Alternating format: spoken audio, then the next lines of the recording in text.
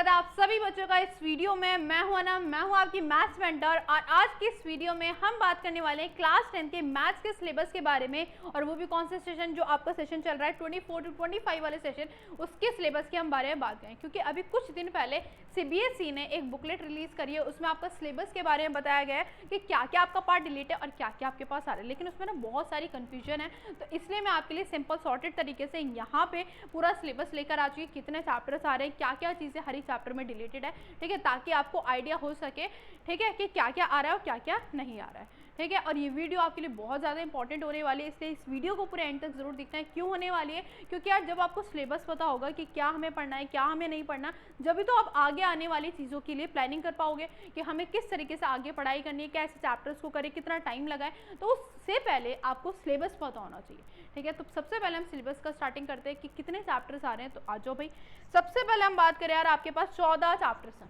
Maths में। सिर्फ आपके पास 14 चैप्टर्स हैं, ठीक है। ज़्यादा बड़े बड़े नहीं है, बहुत छोटे छोटे चैप्टर हैं, एक दो चैप्टर जो कि बहुत लेंदी जाने वाले, बहुत भी नहीं जाने वाले, बस ज़्यादा दिन नहीं लगेंगे, ठीक है। तो बहुत आराम से इन सारी चीज़ों को आपको करना है। सबसे पहले चैप्टर की बात करें तो वो आपका रियल नंबर्स है, ठीक है, बहुत ही सिंपल चैप्टर है, मार्क्स स्कोरिंग चैप्टर है।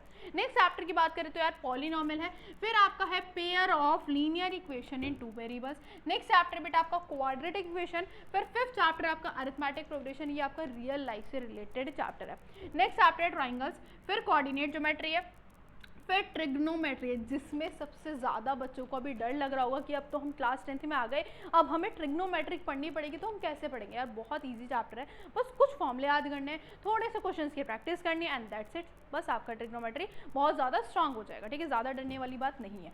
फिर आपका एप्लीकेशन ऑफ ट्रिग्नोमेट्री इसी से रिलेटेड है।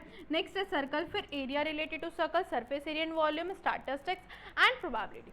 तो ये थे आपके चैप्टर के नाम हो गए, ठीक है। 14 चैप्टर आ रहे हैं। अब देखते हैं क्या क्या आपका पार्ट डिलीटेड है हर एक चैप्टर में। पहले चैप्टर की बात करते हैं, रियल नंबर्स के बारे में बात करते हैं, है ना। तो सबसे पहला जो पार्ट बेटा डिलीटेड है वो है यूक्लिड डिवीजन लेमा। कौन सा वाला? यूक्लिड डिवीजन लेमा जो वाला पार्ट है वो आपका डिलीटेड है। फिर है डेसिमल रिप्रेजेंटेशन ऑफ किस्मत, terminating and non terminating recurring decimal वाला, ये भी पार्ट आपका डिलीटेड है। क्लियर?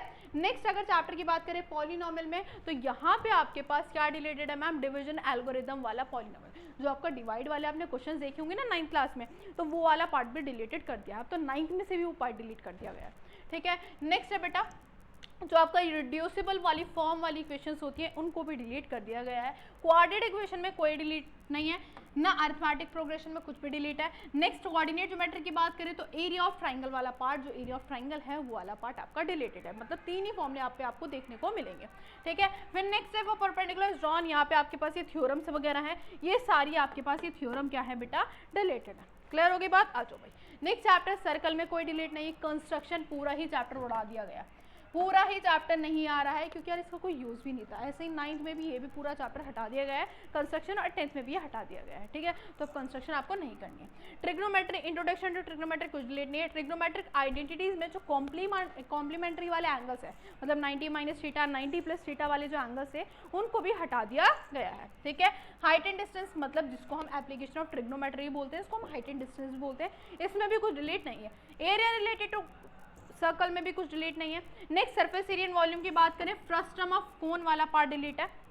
नेक्स्ट कन्वर्टिंग वाला, मतलब मान लेते हैं आपको एक कोन दे रखी है, ठीक है, उसको आपको हेमिस्फीयर में कन्वर्ट करके दिखाना होता है, ठीक है, कन्वर्ट करना है, तो ये वाला पार्ट भी आपका डिलीटेड है, ठीक है, कन्वर्जन वाला। नेक्स्ट है बेटा statistics, step deviation to for finding the mean of cumulative frequency graph वाला।